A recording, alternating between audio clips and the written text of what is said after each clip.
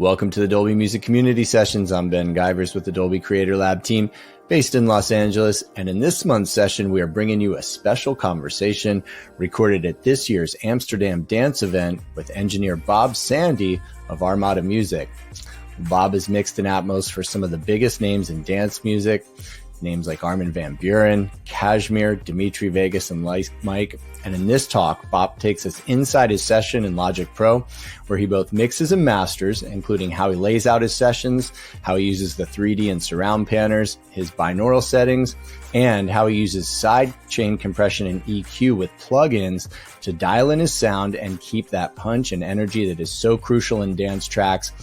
It is a great deep dive session and demonstration, which was recorded at Dolby House at Tobacco Theater during this year's ADE, and it is coming right up.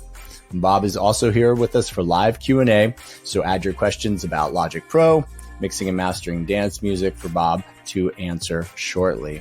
Greg Stryke Chin is here as always with his pro tips, this time with part 3 of how to leverage object beds for powerful multi-channel effects, specifically this time using multiple reverb plugins routed to objects in Pro Tools. So this gives you a lot of flexibility to be precise with your reverbs, giving you a ton of creative control when you're separating and routing to objects.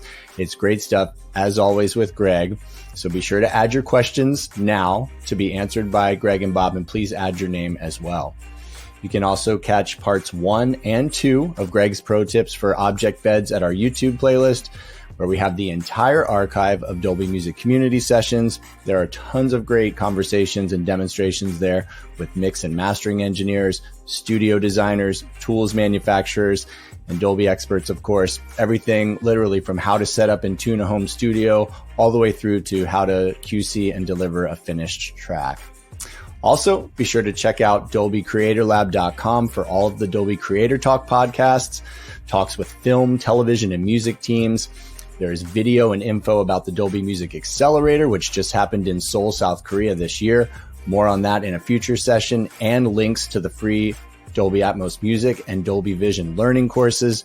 Of course, the professional site is there as well, with the knowledge base, FAQs, and user forums. All of that you can find at DolbyCreatorLab.com and link out to the other sites. Also wanted to quickly mention that the Dolby Reference Player is now available at the Dolby Professional Store for $50, or for those with a DME or DEE subscription, you qualify for a free 1-year subscription. The Dolby Reference Player is a UI application for playback and quality control of encoded Dolby Atmos content or Dolby audio content, and you can get a 90-day trial for that at professionalstore.dolby.com. All right, so we've got a great session ahead. Let's get into it with Greg and his pro tips, and that'll be followed by Bob Sandee from ADE and live Q&A. Please add your questions now. Thanks, Ben, and welcome everybody. Welcome back to our final and third part of our series, where we've been talking about leveraging our effects for a Dolby Atmos mix. Now, let me give you a quick overview. You might remember on the last couple of parts, we did a couple of different things. On part 1, we learned how to leverage a multi-channel reverb or multi-channel effects and send that to a 712 bed. Now, on that one, I did cheat a little bit, and I did use a stereo plugin for the example. I really should have been using a multi-channel reverb, but you'll forgive me, you get the idea. Same thing applies. Now, on part 2, we did something a little bit different. We learned how to set up a multi-channel reverb or multi-channel effects for sending it to an object bed. So different than sending it to a 712 bed. That's part 1 and 2. Now, today, what we're going to do is we're going to learn how to use your standard stereo plugins, standard reverb, delay, whatever effect you want to use to kind of place it in the space. And this gives you the ability to use your favorite stereo plugins in an immersive environment, right? So the idea here is that we take our stereo, we're going to be using reverb today. And the idea is that we're going to take that reverb and place it at different places in space to be able to leverage those stereo plugins, in this case stereo reverb, in an immersive space to be able to send our signal and get the desired effect. So how do we do that? It's really, really easy. And this is actually a really great way to, again, use your favorite plugins that you already love and know and are close and near and dear to your heart. And of course, you can also templatize this and make it easy for you when you're starting a new mix from scratch. You've kind of got a template to work off if you so choose. So what we're going to do today is we're going to show you how to do it with a couple of instantiations. We're going to be using Pro Tools again. Remember, we're all critical thinkers. So if Pro Tools is not your DAW, most of everything you're going to see here is going to be the same in your DAW. Might be a couple of little changes here and there, but you'll get the idea. Use the old noggin and we'll get there. So let's go ahead and pull up an example or walk through an example of how to do this. For this example, I'm going to actually leverage 3 stereo reverbs. You can use as many as you like, depending on how finely tuned you want things to kind of travel to the reverb in space. But just for an example, I'm just going to go ahead and use 3 reverb instantiations. So let's go ahead and pull up 3 stereo aux tracks. So we'll pull up our new tracks menu here, and we're going to do 3 stereo aux inputs, and I'm just going to call these verb for now, and boom, there they are. So I already know kind of what I want to do here for the example, so I'm just going to go ahead and start renaming them. We want good session maintenance. Remember, folks, session maintenance is so important. We don't want to leave things as verb 1, 2, 3, 4, 5, 6, 7, audio 1, 2, 3. Let's name our tracks, name our objects. Let's do all the things we need to do to keep our session nice and clean, especially if you're going to archive it and go back to it. So for this first verb, I've not instantiated. I've not put anything on the inserts yet, but I already know what we're going to kind of be doing here. So for that first reverb, this is going to be our front verb. So I'm just going to call it that, front verb. For that second one, I'm going to have this be the reverb for the rear. So we'll call this rear verb. Right? Guess no simpler than that. And then for this third example, we'll just do a front height, front top. So we'll do front height verb. All right. Now let's go ahead and instantiate our reverb. We'll just do the first one. So I'm going to go ahead and pull up my very favorite reverb plugin, Givarz, stock plugin in Pro Tools. I've used this on so many records. I love this reverb. Don't sleep on stock plugins. A lot of love and work and effort goes into them, and they can be some fantastic tools. So here's my first reverb. Just for the example, I'm just going to turn the gain up and make sure that our signal is 100% wet because we're going to be sending a dry signal to these verbs. So 100% wet, and I'll just leave it as a hull. That's perfectly fine. That's good to go there. And then I'm just going to go ahead and hit my Option key and copy these down. So we have the same settings and everything down to my other 2 verbs. So we've got our front verb, rear verb, rear reverb, rear verb. Say that 14 times fast. And then our front height verb. And again, they're all exactly the same. Gain all the way up, 100% wet. They're all hulls, okay, for this example. The next thing we want to do is we want to then route these aux tracks into individual stereo objects, and we're going to pan them around the room. Again, we already know, I've already told you, cheated a little bit, giving you a little bit of heads up. We know where we want these reverbs to be. So the next thing we're going to do here is turn these into stereo objects. So if I go ahead on this front verb and click on my object menu here, you can see that I've already got a couple of objects already in this kind of fake session being used, and those are highlighted in yellow gold. And I already cheated a little bit. I've already kind of named my objects. So on my next set of objects, we're going to use the front verb, activate that as an object. And then for our rear verb, go ahead and do the same here, and then make that an object, make those an objects as well. And then for the front height verb, same thing. Top front verb. There we go. Now, again, click that and make sure that those are objects. Now, remember, if you needed to go ahead and you wanted to rename those, you can just click on the object title, click rename, and then, just name it whatever you like. We'll add a Z here because we're trying to be cool. All right. So the last thing we now need to do to kind of have those set up is we need to place these in the space. So to do that, we're going to go ahead and click on the panner for each one of these verbs. So on our front verb, we click on the panner. There we go. Now this one's already kind of set in default. It's all the way in the front, left and right. We don't need to do anything for that one. We'll leave that one right there. We go down to our rear verb, click on the panner there, and I'm going to go ahead and make sure these are all linked, both sides. So I just click my link button there. And now what I'm going to go ahead and do is take my front right control. This can be either one. And then I'm just going to move those straight to the back because I've linked them, both sides. They're going to act accordingly together. And we'll leave that at rear left and rear right. And then for our top front heights, click on the panner for that, and then make sure we link those as well. And then we're going to go ahead, leave those in the front, but now we're just going to put them right in the heights. Boom. It's that easy. The next thing we're going to go ahead and do, our reverbs are now set. They're now set in space in our immersive mix. And the next thing we want to do is make sure that our input, anything that we're going to send there, is going to hit all of them. So we want to set up a stereo input for that. To do that, we're going to go ahead in our setup menu here in Pro Tools, go to our I/O menu and pull that in here. And under the bus here, we're going to click New Path. And we're going to create one new stereo bus. And let's just call this Verbs with a Z. Why not, right? Click Create and click OK. And then what we want to do is we want to go ahead and make sure that we now assign the input for all three of those reverbs to that input, right? Well, you can do that here if you've got it set up where you can look at your I/O in your edit arrange window, or I like to do it typically. I'll go to the mix window and do it here in the I/O section because that's always there. And we're just going to click on input. We go to bus here, and you can see right here on the bottom is our verbs. And then we do the same thing for the other two. And those are now set.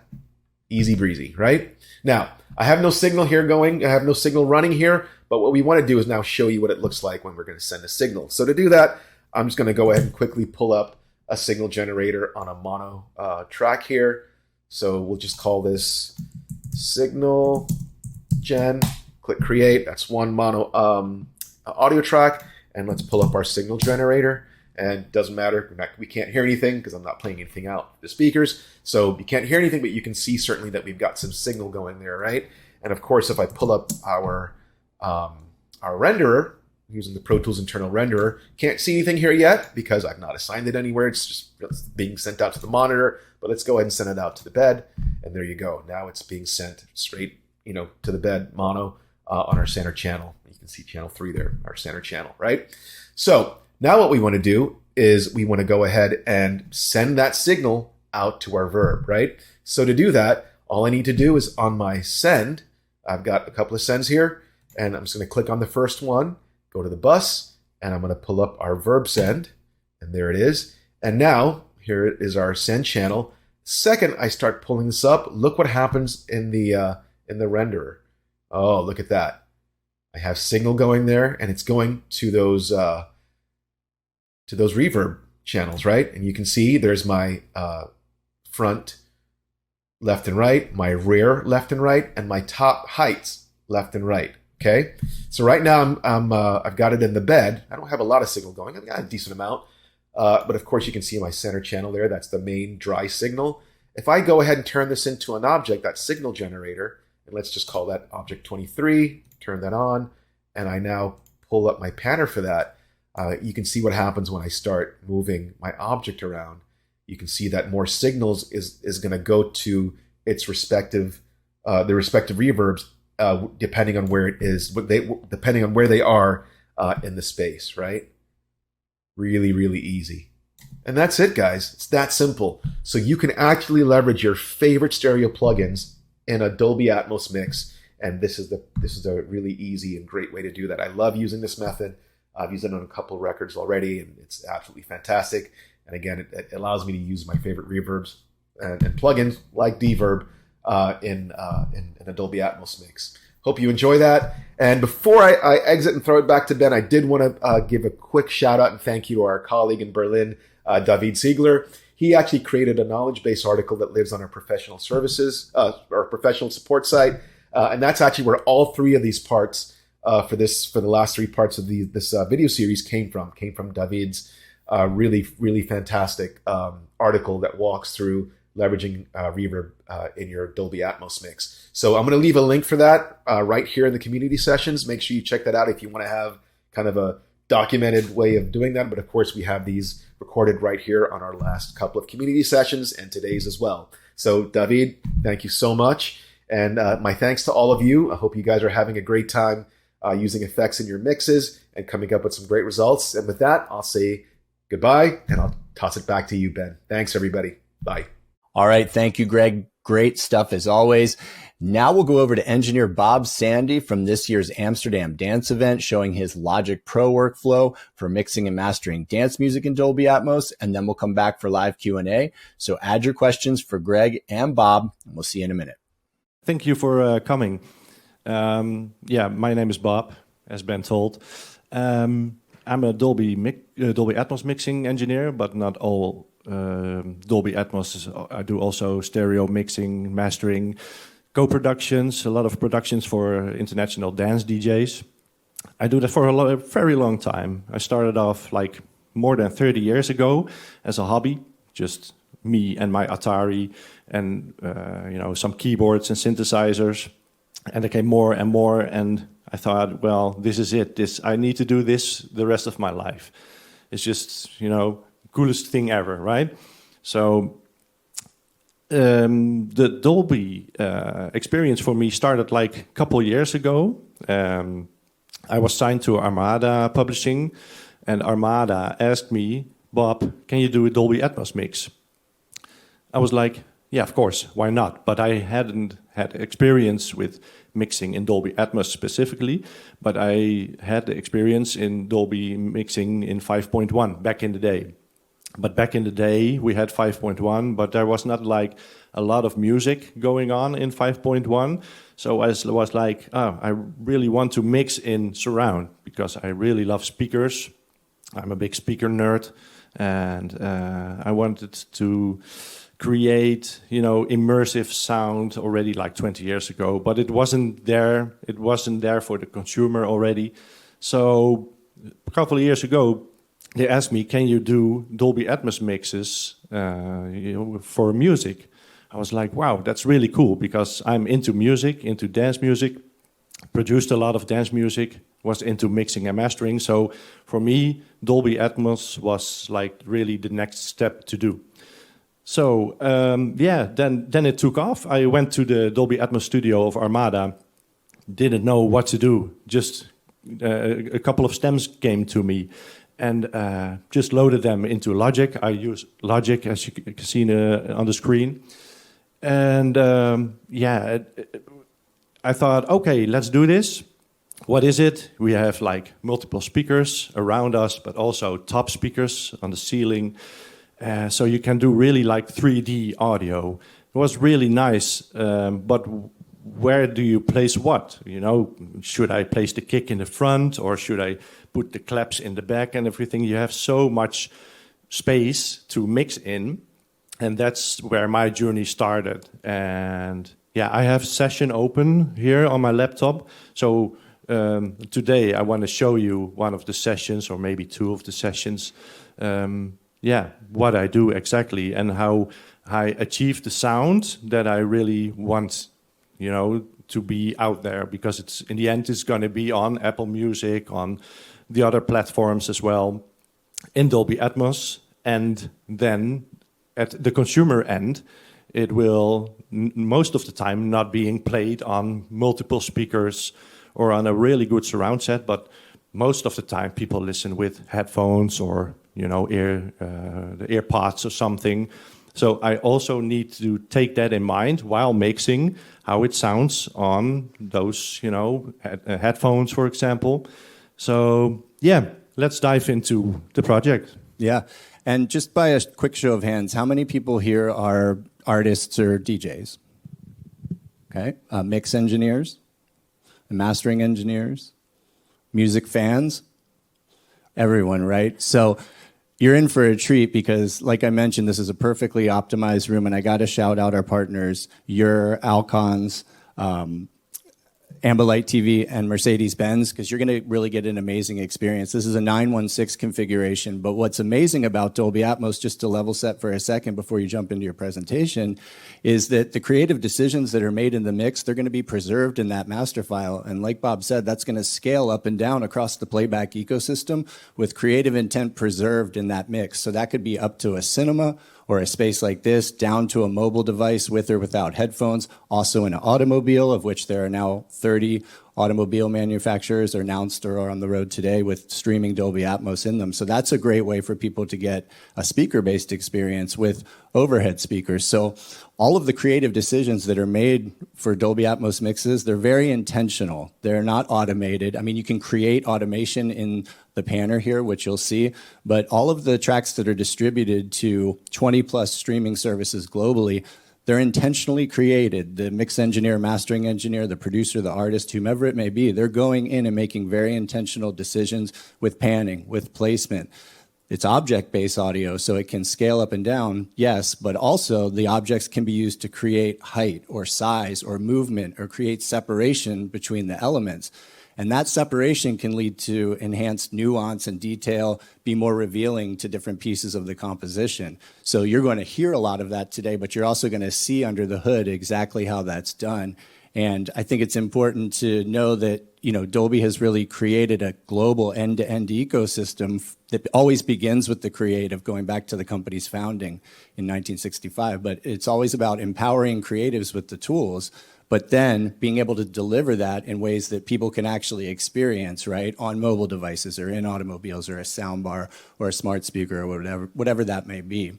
But it's about translation and creative intent being preserved so that the listener hears exactly what Bob intended, and Bob has the responsibility of doing, you know, exactly what the artist wants and maintaining that artistic integrity. So I just wanted to mention that and kind of set the stage a little bit for why it's so important that these tools are natively integrated into the workstations that people are using, like Logic Pro and like Pro Tools or Cubase or Nuendo. So it's accessible from a creation perspective, but also from a playback perspective.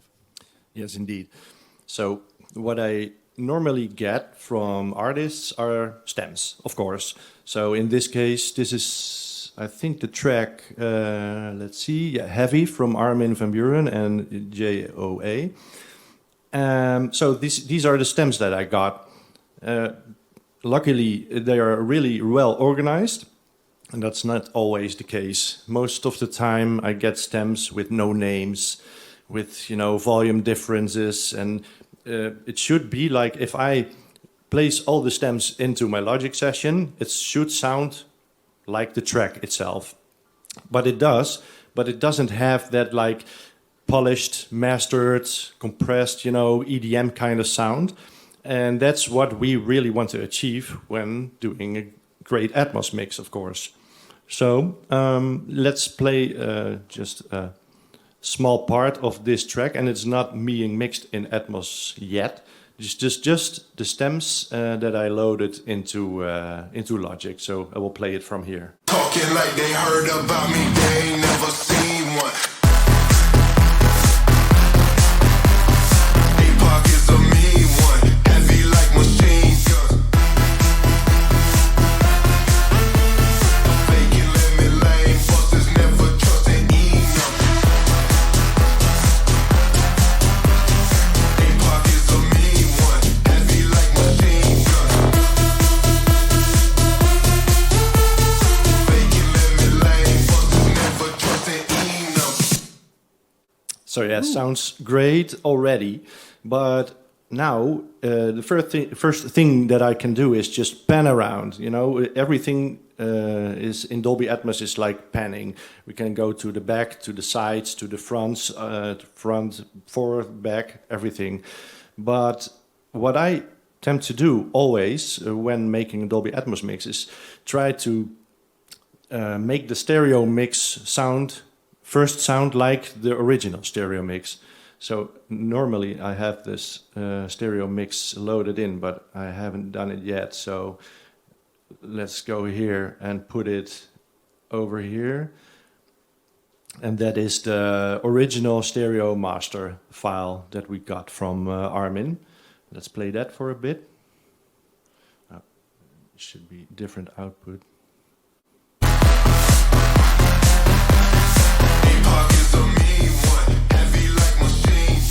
Okay, sounds almost the same. Now, there are a lot of steps to do before we can finally start panning around, because panning around is the most fun part, because it's the creative part, I love to do that, but first of all, we have to like match, you know, the stems that we got to the stereo track we have. So what I normally do is put this like minus 10 dB or so. We don't want to end up really loud because then everything goes into the red and the final Dolby Atmos master will be way too loud. So let's put everything a bit lower on volume. Here we have it.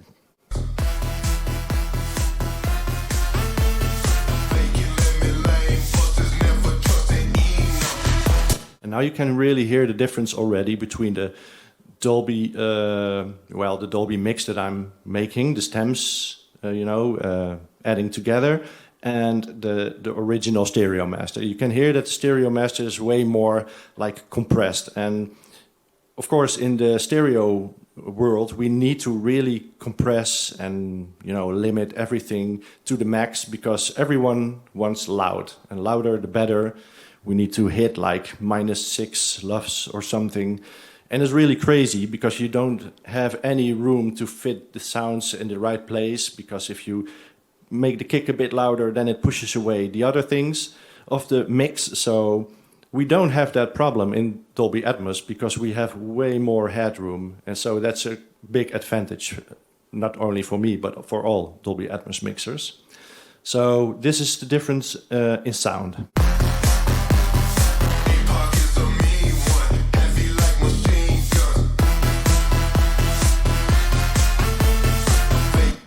When I push the solo button, you hear the stereo mix. So you can hear that the stereo mix is much more like, compressed inwards. So we want that, but maybe not too much, But if we don't do that and we start panning around everything, then the track becomes super, all the elements of the track become super separate. So it will not sound like one track, but like when you're sitting in the middle of the speakers, there's happening something on that speaker and on that speaker, but it is not really... There's not really a correlation between those elements anymore, and we really want that, that to happen. So there's a lot of tricks you can do to achieve that. But the trick that I always use is this Cashmere chain. The Cashmere is also a good friend of mine. He made this plugin, not specifically for Dolby Atmos, but to have like one set of plugins you can load into, and all the other tracks that you load the followers do exactly the same. All the movements, all the EQ settings or the compressing settings that you use. So I loaded this up now. And first of all, we have the Pro Q, so we can match a bit, the stereo mix with the Dolby Atmos mix we're making. A bit more lows, a bit more highs, but it's not like super interesting, just for EQ matching. The interesting part is the compressor. In this case, the Pro C I'm using, but you can use any compressor that you like, of course, as long as it has a sidechain in. So we want on the first track, that's this one, the chain leader, we want that this compressor is listening with the sidechain in to the whole mix. So this compressor here is set to external in, and the chain leader here is set to sidechain in as well to the mix group. But the mix group is still empty, this one here.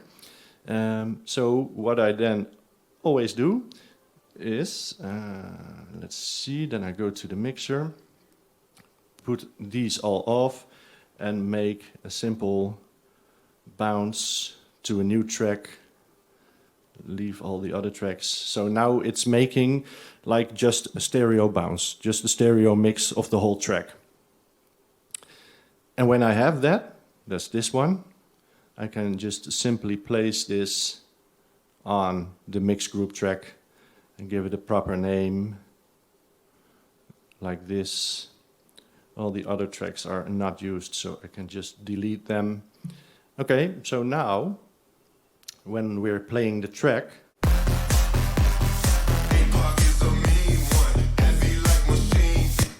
and I need to re-enable these plugins. So these are the chain leader and all the followers on the track. there is our compressor, and it works. It works just like a normal compressor that you have on a master bus in a stereo mix. So normally in a stereo mix, you can put on the master whatever you want, like compressors, EQ, stereo wideners, etc., etc. You cannot really do that in Dolby Atmos, because in Atmos you have the main renderer, that's this one. This is the one that's built into Logic, but Pro Tools has its own renderer built in, Cubase 2 and Nuendo 2, I think. Ableton doesn't. But if you use Ableton, for example, you can use the external renderer by Dolby to route everything from Ableton into the Dolby renderer directly. But the most important thing to notice is that every track doesn't go to an output. It goes directly into the renderer. So you cannot simply here on the master bus put a compressor, multi-mono for example, whatever you're using. You can do this, you can hear it, but when you bounce the Atmos track, it's not included in the track. So yeah, you cannot do this way. That's how I came up with using this plugin, as I just showed, to have like that compression that you want on the whole track. And you can go really crazy with it. For example, if I play this now.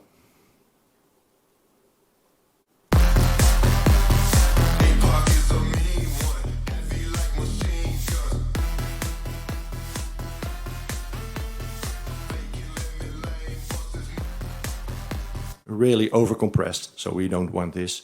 But a little bit of compression, yes, we want it, because it's giving like a bit of, the sauce that we want on the master.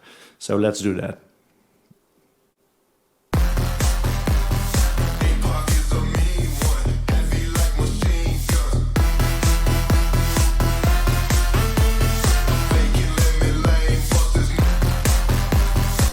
So that's nice. Usually I aim for like 2 dB of compression, 1, 2, or 3 dB, not more than that. And playing with the attack and the release a little bit to make it sound like, a master compressor. Most master bus compressors, like the SSL style G-bus compressor, has like a slow attack and a fast release. So I try to do that sonically. Just don't look at numbers, just listen, just dial the knobs and listen to it. And, oh yes, this sounds good, so we'll leave it there.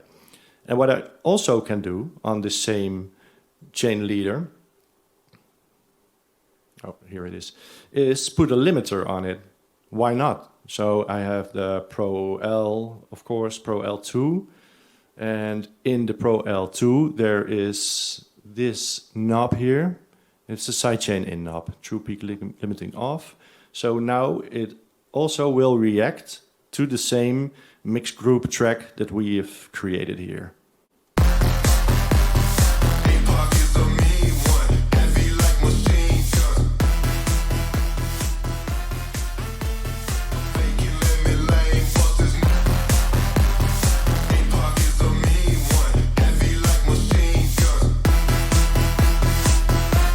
Yeah, still sounds very nice. So we have now some EQ, some compression and some limiting. Most of the time that's enough, but yeah, of course, feel free to do anything you want.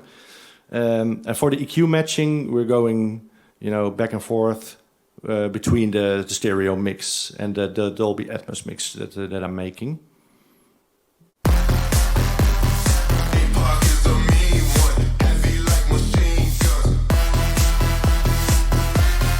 It's kind of hard for me to hear it here because normally I sit in the middle in the studio and then I have really a good sound stage. But for now I'm hearing that I'm missing a little bit of the mids. So let's try to bring them in.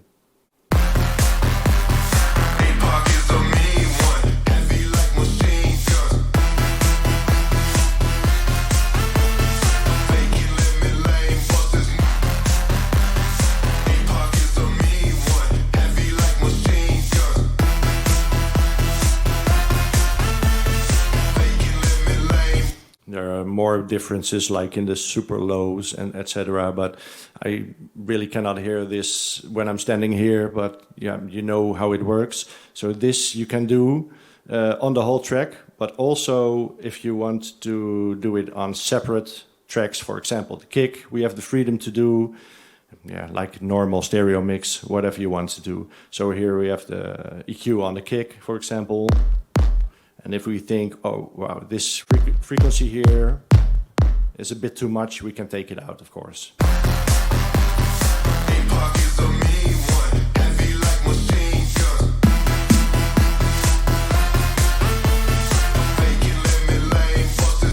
Okay, so now we have basically recreated the stereo mix.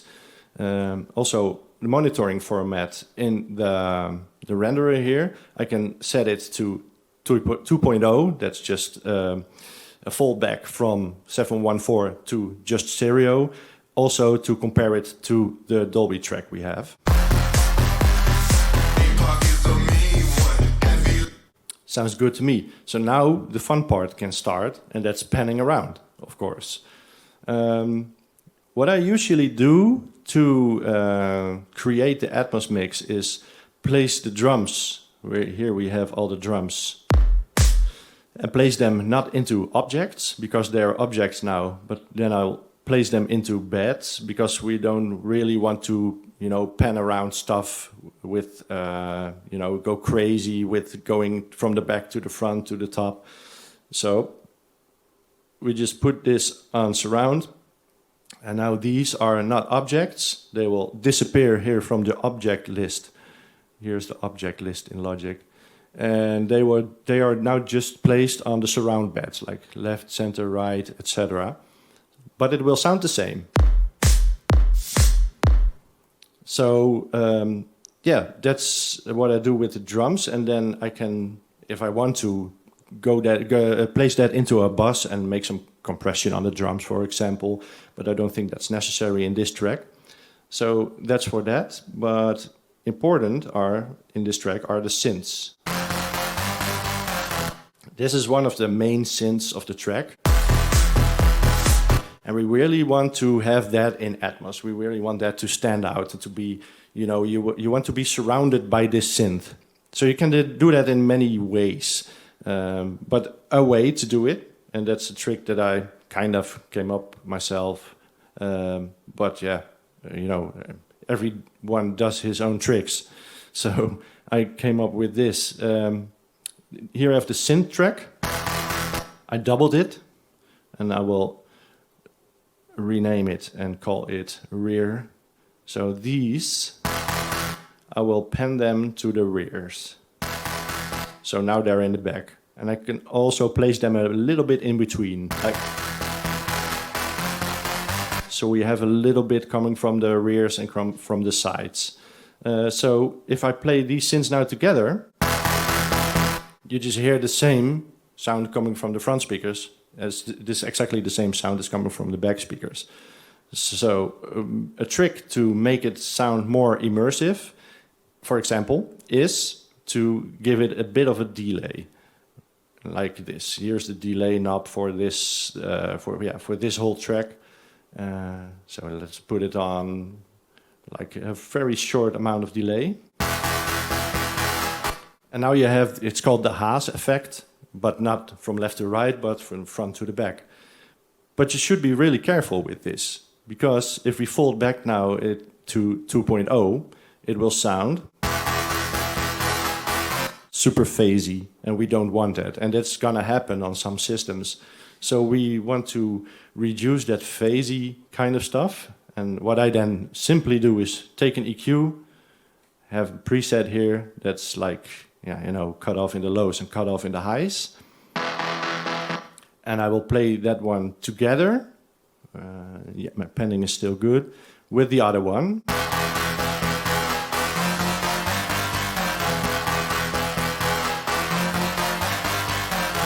Okay, so now this one is still way too loud.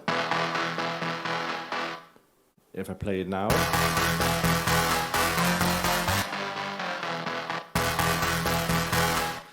And I'm still monitoring 2.0. So now we hear that there's almost no phasing going on. If I put it too loud, there's phasing going on. So we want to back up a little bit with this sound. And I'll play it in 714 again.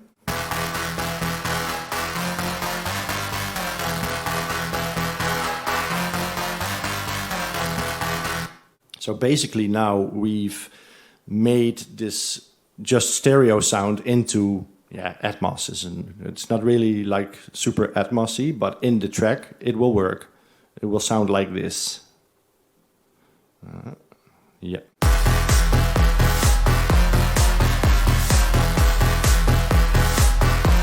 So that's a start, you know. And with the drums we can do simply like stuff like panning.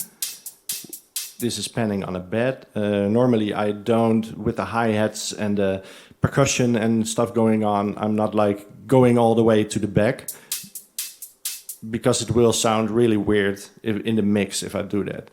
You should think to yourself, like if you're sitting in a room and some hi-hat guy is playing in the back and all the rest is in the front happening, that's weird, right? So it shouldn't sound weird, it should sound quite natural. So I attempt to do is like a little bit of panning, make it a little bit wider, like this. Also, this is a bed panner, so not an object panner. And in the bed panner, I can move it to the top speakers as well with the elevation knob here. But the elevation is just 2.0. It's not like, you know, top front, top mid, and top rear. It's just like all top speakers. So I do that just a little bit. Maybe like 10% or something. So I do that with all the drums. And some maybe a little bit to the center speaker.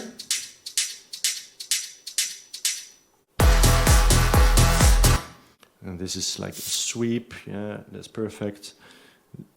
This is an open hi-hat. Can be a little bit wide like this.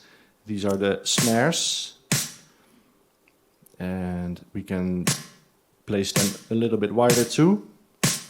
So most of the drums have the same sound stage as the stereo track, just like you're listening to the stereo track, because drums are a little bit weird. If you pull them apart from each other, they will not have that same groove as the original artist intended. So we will leave it as it is and mainly focus on the other sounds that are in the track, like pads, effects, sweeps, maybe the vocals. For the vocals, I can do like really the same trick, but also another trick. We have the vocals here. APOC is a mean one, heavy like machine guns. As you can hear, there's already like a short reverb going on, and it's just baked into the audio track. I cannot remove it. Maybe I can remove it with a reverb remover, but it's not necessary. But what I do to make it a bit more, you know, surround or Atmos-y, is to create a bus, send it to a bus. Atmos-y. It is a word. Adjective. Yeah, indeed. So this is the Valhalla room, famous reverb, and I can send it to the Valhalla verb, and that one is going to be placed like a little bit more in the back for here, for example, and a little bit to the top speakers as well, like here, and I can literally just send it from here. APOC is a mean one, heavy like machine guns. And that's really cool, because you're already having that like immersive sound just with a reverb, but the reverb is way too big now. It should be like almost the same that is used in the track. It's a very short reverb. APOC is a mean one, heavy like machine guns. Yeah, it sounds already pretty cool, but I can EQ my reverb as well. So this is only the reverb signal. APOC is a mean one. A little bit too much highs. APOC is a mean one, heavy like machine guns. Something like that. APOC is a mean one, heavy like APOC is a mean one, heavy like machine. Yeah, and the panning of the vocal track itself, yeah, you can do what you want. You know, I can place it on the center speaker, for example. APOC is a mean one.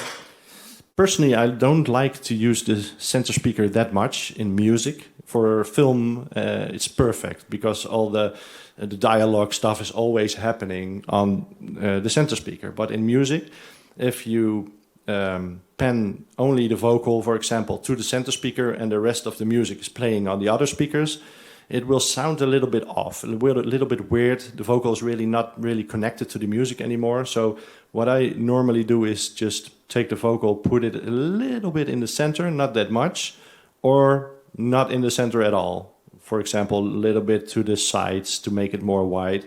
But it depends on the vocal track. And if I'm lucky, I have a lot of vocal layers. In this case, it's just one vocal track, one stereo track. But sometimes it's like a stack of choirs, for example. And I really love to do that, because then you can have the lead vocal in the front, and you can have the first choir on the sides, and the next one on the rears, and the next one on the top speakers. And if you have that, and then you play it and listen in Atmos, it's like really, then you're inside the choir of singing people. It's fantastic. So in this case, I would do a little bit center, not much, something like this. Yeah, something like that. Here's also a vocal track going on. Yes, probably the same as the other one. So we'll do the same things. And in dance tracks, we always have these risers and effects and sweeps and stuff going on. And that's one of the fun things of Atmos, is to create automation. And we really can do that with that kind of stuff. We can really pan around and save that information.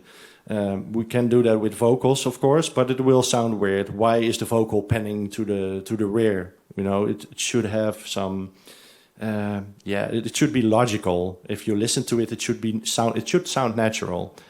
But the risers, the sweeps and stuff we have here. This is fun. So now we can do simple things like this.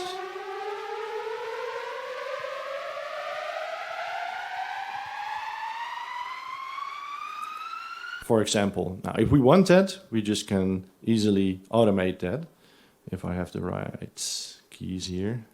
Oh no, it's this, and this. Doesn't work. Okay, then we do this latch, and we create the automation just simply like this.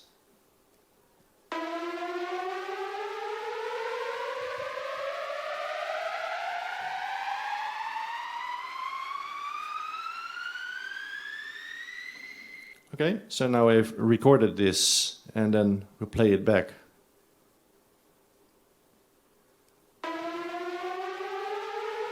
Oh, I was on the wrong track. Sorry, and do it again.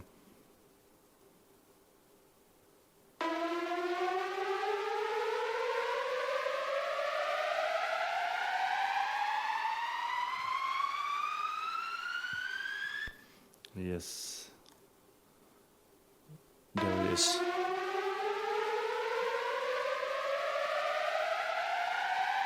So that's cool. We have this other noise sweep here going on. And we can simply, for example, do this. Let's open that one. We start in the back.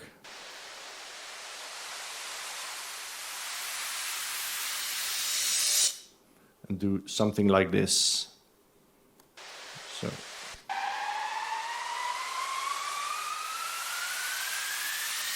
And then in the Atmos renderer, we can see the objects going on here.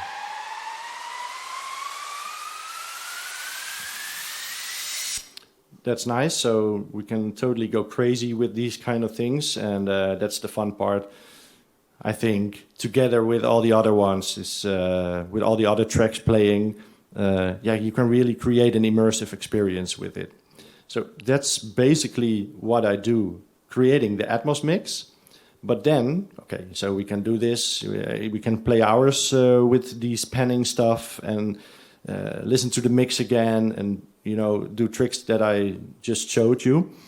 But then, one of the most important things that I told earlier is that people are listening on headphones. So we really want to know how that sounds on headphones. And in Logic, you have this monitoring format. You can listen to these speaker setups, for example, 5.1, 2.0, but also here the Dolby renderer and the Apple renderer. And that's the big advantage of working in Logic, is it is from Apple, and Apple has its own renderer. So if you're listening to Apple Music, for example, on headphones, on your iPhone, then you're listening to the Apple renderer, what the Apple renderer does with the Atmos track. So yeah, I can play this, of course, but you will hear it now on speakers, and it will sound like shit, because you really need to listen to that on headphones. But first of all, the Dolby renderer is really important. For example, I think Amazon Music, Tidal, etc. Many others use the Dolby renderer, and we can have these settings here, like here you see off, near, mid, or far, and every object has its own setting there, and every bed has its own setting. So what I normally do is the left, the right, and the center channel, I will leave those off, because the drums are being routed to the beds, and if we just have drums in the stereo field, I don't want them to sound like super surround or something. It will sound weird and not like supernatural, so I will leave that. But everything that is going to the mid channels, to the left and right surround channels, and to the top channels, that can be done. And what I normally then do is like put these on near, put these on mid, and put these top speakers on far. But yeah, of course, you can play around with it. If you want to do it the opposite way, just feel free to do whatever you want. And for the rest of the objects, we can use these settings per object. Well, what does it sound like? It's a bit, if you hear it solo, it's a bit weird what's going on, because if you put it off, then it will just play that particular track as a stereo track. If you put it to near, it will add like a super short reverb on it, like you're sitting in a room and the sound is placed somewhere around you, wherever you panned it to. And if you put it mid, then there's like a little bit more of a reverb going on, and if you put it far, then even more. So if I play that, and I'm now using the Dolby renderer, so it will sound a bit weird maybe, because we need to check this on headphones. This is a bass sound. This is this sound, for example, is a bass shot. It's 16, so it's this one. If I put it on near, mid, far, yeah, there's already a reverb and a delay on it, so it's a little bit hard to hear. But also these settings are really cool just to play around. Put your headphones on and play around with these settings. And yeah, whatever you like. You know, you can leave everything off. For example, I've done that in the past because I didn't like it so much in the beginning, because I didn't know how to really use it. But then the Atmos track will be played just in stereo. It will sound just like the stereo track. So it's really cool to play around with this. And for now, yeah, but best is now to open the session. So I will close this one.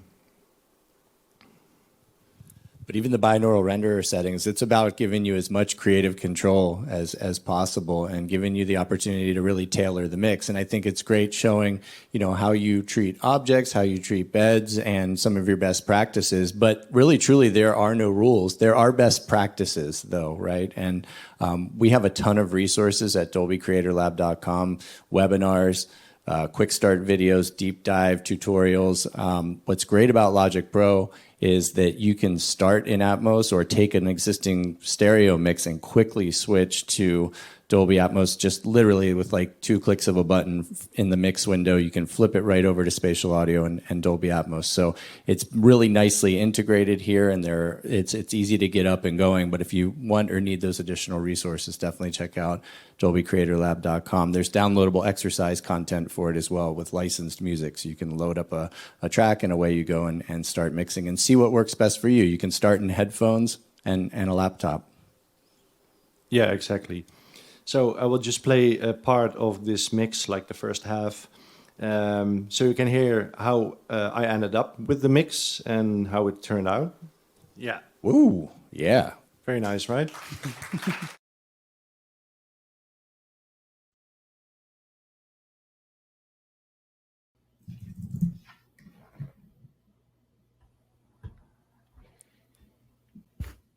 All right, all right. So happy to have Bob joining us from his studio in the south of London. Hi, Bob. Hi there. Thanks for doing this. Thanks, everyone, for all the great questions that were pre-submitted and also into the chat. And we're going to jump into those in a second. But I wanted to paste into the chat here your playlist of Dolby Atmos mixes on Apple Music, Bob. So I'll do that. And then I also just wanted to ask you quickly, in addition to mixing and mastering, you're also a lifelong musician and a producer as well. Can you share just a little bit about your work in the producer role? And I'll paste this link in. Yeah, of course. Yeah, my work in the producer role is like it's coming back from a really long time. I produced music since I think 30 years, something like that. And I started off with making house music, making dance music, just for fun, just because I can, and together with friends, and it's just so much fun. And then I decided I gotta make a living of this because this is the only thing I can do. So and then I started working for some DJs that wanted they wanted tracks, so I produced some tracks for them, and then went on to labels, and labels asked me, well, yeah, we can hook you up with that kind of that DJ or that artist, and you can make tracks together. And things took off. It took a long time, of course. It's not 1 year or 2 years, something. It's more like 10 or 20 years to really get there and to really make outstanding kind of productions with a very good mix and everything. So that's kind of the production stuff that I'm doing. And then besides that, I'm doing really a lot of mixing and mastering, and also mixing and mastering in Dolby Atmos, of course, since a couple of years. But the production side of things is really the basics. It's because I am a musician and I really like to make music. And what's cooler than to produce music on like a platform like a really good DAW, and then that's basically it. Dig it. Greg, this might be our first all electronic music community session, so I know you can appreciate that. I love it. We should do more of those. We should do more of those. So we were talking backstage a little bit about how, Bob, you were looking to achieve like a master bus compression solution in Logic specifically for mixing in Atmos, and you discovered using the Cashmere chain plugin allowed you to kind of achieve what you were looking for. I pasted the link to that up in there, but because we answered Sam Downey's questions, and thank you, Sam, for those questions. In the chat, one of the questions he asked was also, do you have any additional tips and advice? Maybe you can talk a little bit about how you discovered and used that Cashmere chain for your compression and EQ. Yeah, of course. Yeah, because I was asked to do Dolby Atmos mixes in the first place. Like a couple of years ago, Armada Music asked me, can you do these Atmos mixes for, Armin van Buuren and other artists from the label? And I'm like, yeah, of course, I want to do that. And I didn't have my Atmos studio. I just had a stereo setup in my studio. So I went to the studio of Armada, and it's a really great Atmos room. So I started mixing in there, but I thought the mix sounds a little bit too separated, too loose. And I really want, because I am an EDM producer, I really want that brick wall limiting kind of sound, which really punches, which really hits hard in the ears. I love to do that in Atmos, but you cannot just simply put a compressor on the master bus or a limiter on the master bus and then you're done. That's not how it works in Atmos, because you have the Dolby Atmos renderer. If you're using it internally in Logic or externally, the Dolby Atmos renderer, it doesn't matter. It has to, from each channel, it directly goes to that renderer. So I had to figure out a way to do that in Logic, and to add that compression, that maybe EQ, and that kind of limiting to the whole mix.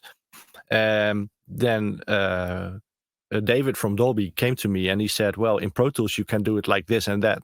And I'm like, okay, that's great, but I don't use Pro Tools, so I need to do it in Logic. So my good friend Kashmir, he came with that plugin Kashmir Chain, and he said to me, well, you can use it for EQ your separate stems, EQ your for example a vocal stack of choirs or something like that. You can use it for that. Then I was like, oh, that's super cool. So I can also use that for mastering, an Atmos session. So I tried that, and it immediately worked. It works like a charm. And what I basically do is when I get all the stems from an artist and I play them together, it should more or less sound like their mix, their stereo mix. And then I add on every channel the Kashmir Chain plugin. On the first one, you add the leader, and on the other ones, the followers.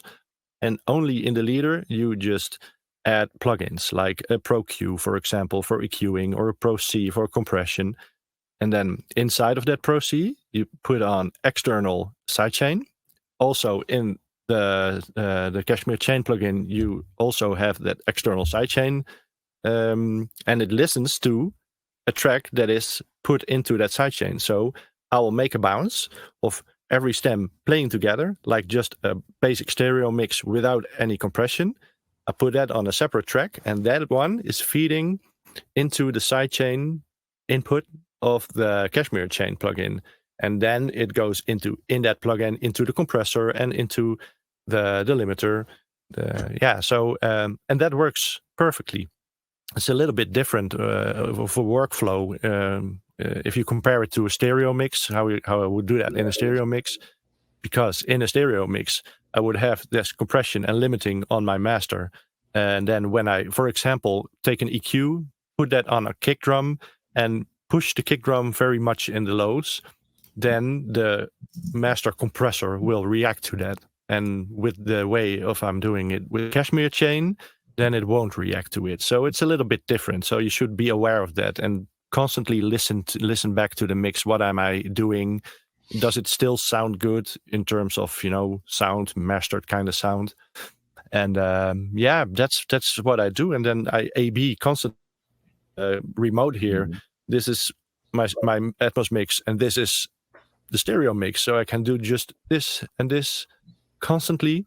And I'm doing that a lot of times while mixing, get that Atmos kind of, super wide sound, which should be not too different from the stereo mix. Nice. And I love it's all hitting at the same time and doing exactly what it's supposed to. So good stuff there. Greg, over to you for one. And thank you, Sam, for the questions as always. And thank you for that. Bob, from Arun, Greg, what's the best practice for mixing Dolby Atmos using headphones as an in-the-box setup? Maybe you can start, and if Bob, you want to add on to it, please feel free. Sure, yeah. Thanks for that question, Arun. So it's very simple. Obviously the first thing is, which headphones do you need to use, right? So the headphones you need to use are the ones that you love and prefer, and being able to work in the box. Bob mentioned earlier that there are a lot of DAWs that are already enabled with an internal renderer, Logic Pro, Pro Tools, Cubase, Nuendo, Persona Studio One, etc. So you can actually start with working binaurally in Dolby Atmos using headphones. Now in the chat here, I'm actually going to send a couple of links to a couple of knowledge base articles that actually cover setting up the renderer for working in headphones, and then a general one that kind of covers getting started in Dolby Atmos music that covers touches a little bit on headphone workflow. We also have a couple of videos archived that you can actually check out that covers that as well. And so, yeah, I've just posted that in the chat here. I think that's not published. I just did. All good. Thank you. Yep. Bob, any comments on headphone mixing or? Yeah, what is great about Logic, I think, is that when you're mixing on headphones, you have the Dolby renderer built into the Logic main renderer, but you also have the Apple renderer built in. So you can already hear how the mix will sound when it ends up on Apple Music and you're listening on your iPhone with your AirPods, for example. In terms of headphones, you can use any headphones. It doesn't really matter.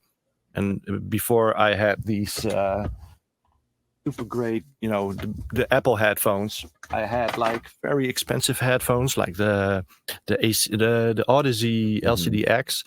Sounded great too, but they're super heavy, And then I discovered just the Apple headphones, and I'm like, wow, that's so cool. You can use the internal renderer logic, and you also have the head tracking going on, etc. So I'm selling the Odyssey, and I'm buying the Apple one, and I use it for, it's kind of referencing how the track would sound when it's being played on the platforms in binaural. But the mix itself, I'm doing that on speakers because I really want to hear and feel how the track sounds compared to the stereo one.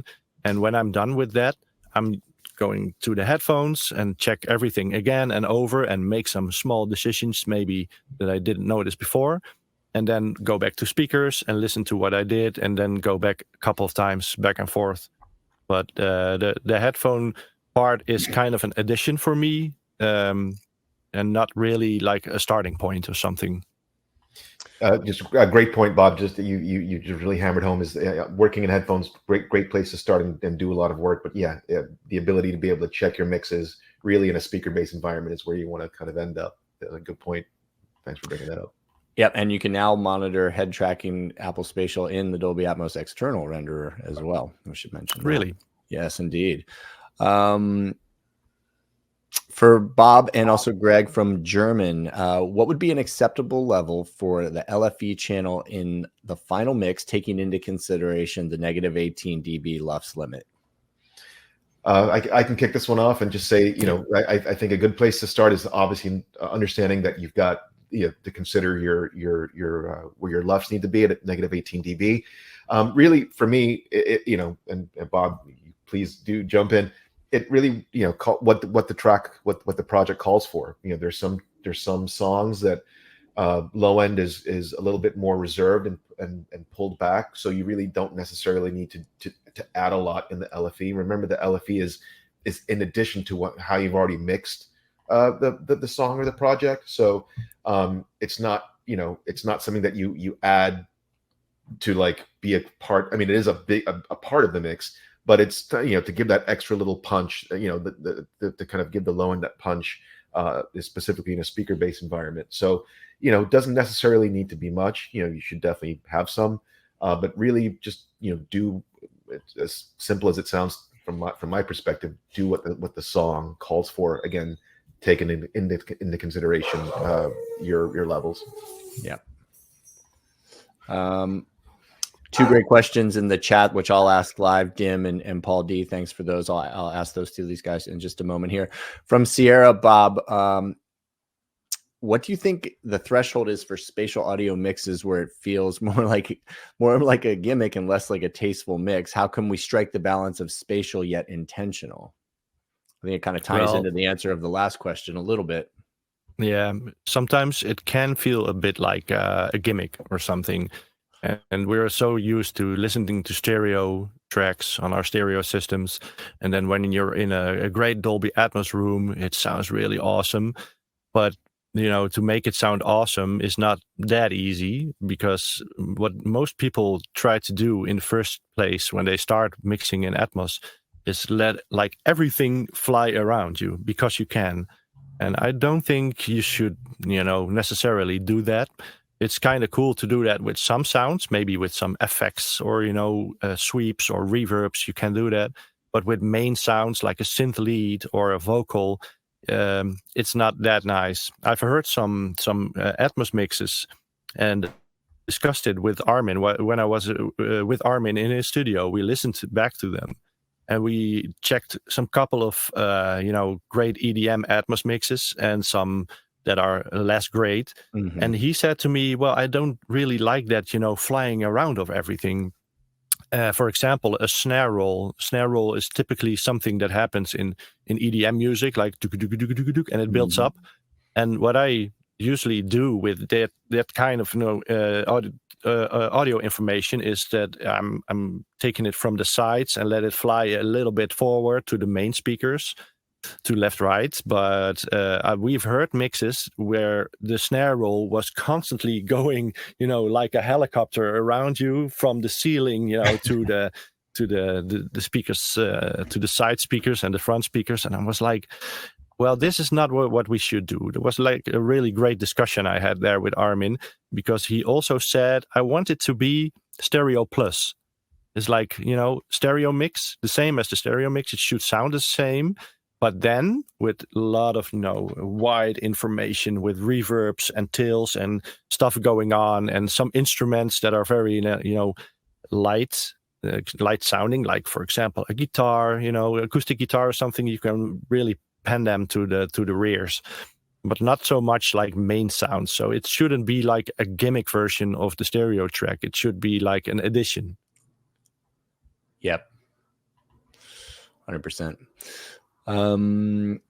Thank you for that. Moving on to a question from Michael, and this one is a little bit vague. So Michael, if you are listening, we may need a little bit of a clarification here, but Greg, in general, an inquiry about, this is his wording, a master bus gain stages, dBs versus LUFS for online content. I'm not quite sure what sort of online content he's speaking about, but yeah.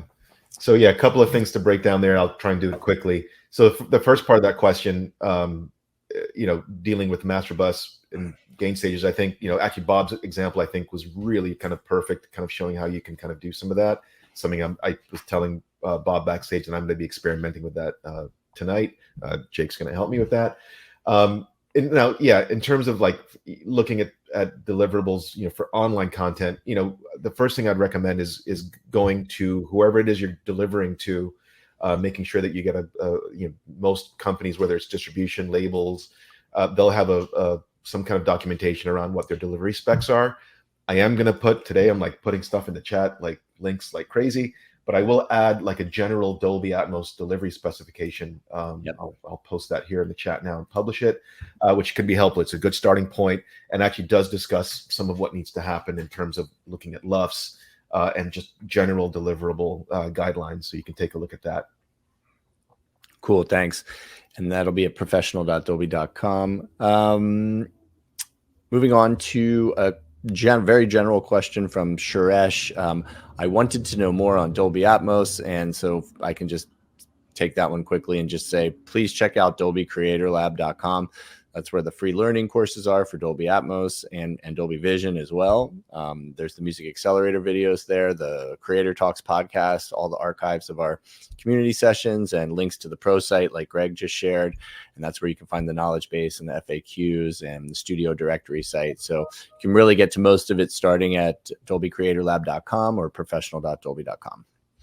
A question from Amal, and Bob, I think you kind of hit this one off the top when I asked you, but how did you end up working with Armada? Was it an existing relationship, or was there something specific that you did in love? Yeah, well, I was already for a couple of years in Armada's publishing, and they're really nice people there, and they came to my studio, and I went to Armada studio, and one day they asked me simply, Bob, can you do Dolby Atmos mixes? And I wasn't that into Dolby Atmos, but I had a past in 5.1 music mixing. I graduated on 5.1 mixing in music, like in 2006. And then in that time, I made like a lot of 5.1 mixes, and I really loved it, especially in music. It's perfect. But it really didn't take off, back in the day with Dolby Digital 5.1 and DTS and stuff.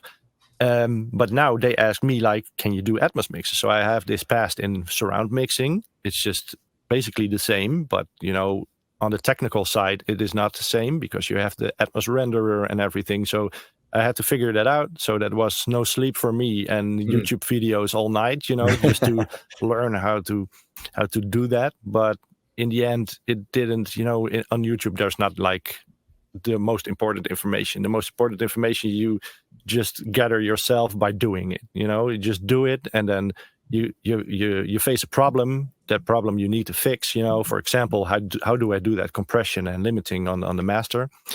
So that's how it went. Armada asked me to do Atmos mixes, and I just started off, and here we are. Nice. Well done. Well done. Love that.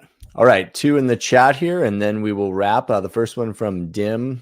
Bob, thank you for the great presentation. Thank you, Dim. Can this compression and EQing you do with the Cashmere chain, if you create a sum track stacked in Logic with all the stems and then add the compressor, for example, on the summing tracks that includes all the other stems tracks? That's verbatim there, Bob. I'm not sure if that you're able to answer, but that is the question from Dim. Yeah, I see it. Yeah. Yeah, I'm able to answer it because you have in Logic summing stacks, and you that work perfectly in a stereo environment. But if you're in an Atmos environment, every track should be sent as an object to the renderer, or if you use not objects but beds, it also will go, to the main output. But if you are using a summing stack, and a summing stack is just a stereo stack, then you can just only use that for sending it to an object or as a bed to the main output.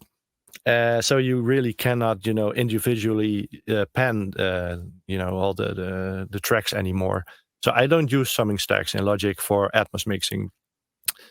But if there's, for example, a group with drums, with kick, snare, hi-hat, crash cymbals, and etc., if you have that and you really want to compress it, like you're using to do it in a summing stack, you can use for this the Cashmere chain again, because I have this whole Cashmere chain thing going on in the whole mix. And if I add just another Cashmere chain on, for example, the first one on the kick, there are then 2 Cashmere chains on that one. And the rest, the leader or the leaders on the kick and the followers are on the other drum tracks, then I can use that as group B. I use group A for, the whole mix. I use group B for making compression on these drum stems again. So that's how I do that. And you can do that for every kind of summing stack that you are creating. It isn't a summing stack. It's a different thing, but it does the same thing if you use the Cashmere chain for that. Great. Thank you. Thank you for that. All right. Last one from Paul D. Bob, do you find everything you need within Logic's native Dolby Atmos renderer, or do you ever move to the external Atmos renderer?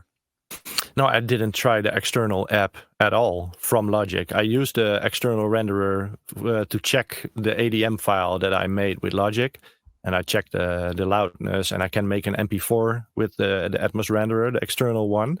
But that's just standalone. I don't use it in combination with Logic. Do I find everything I need? I think yes. Maybe the external renderer has some extra stuff going on that I can use maybe in the future. I don't know. But if you update Logic to the most recent version, you have everything, also direct 2.0 output and everything. So yeah, I use that. Yeah, well said. Of course, Paul, as I'm sure you know, you would need to use the external renderer to power the Dolby Atmos album assembler, though, as well. So if you're using that tool, you would need that, Paul. Bob Sandee, thank you so much for your time on this once again, man. Really, really appreciate it. Thanks for doing this. Yeah, you're welcome. It. Greg Stryke Chin, as always, my co-host, partner, and friend. Appreciate you, man. Thanks for this. I got you. Yeah, thank you both. Thanks, everybody, for the great questions, and we will see you next time. Cheers. Cheers, everyone. Thanks.